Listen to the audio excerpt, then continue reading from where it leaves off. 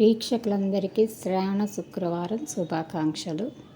వరమహాలక్ష్మి అందరికీ క్షేమ స్థైర్య విజయ అభయ ఆయుర్ ఆరోగ్య ఐశ్వర్య అభివృద్ధి కలిగించాలని మనస్ఫూర్తిగా కోరుకుంటున్నాం. శ్రావణ మాసం శుక్రవారం నోము చేసుకునే వాళ్ళంటే నాకు రెండు విషయాలు ఖచ్చితంగా ఉండాలి. ఒకటి, చేతికి తోరణం ఉండాలి.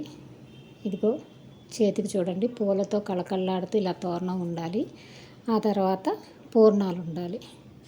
పులిహారలు, పరమాన్నం, దధ్యాన్నం ఈ అన్నీ కన్నా ఈ పూర్ణాలు ముఖ్యంగా ఉండాలి. అందుకని సంవత్సరానికి ఒక్కసారి ఇంట్లో పూర్ణాలు అవి వేయించుకుంటే, ఇప్పుడంటే పెళ్ళిళ్ళు పేరెంటాలు అన్నిటికీ వేసేస్తున్నారు. కానీ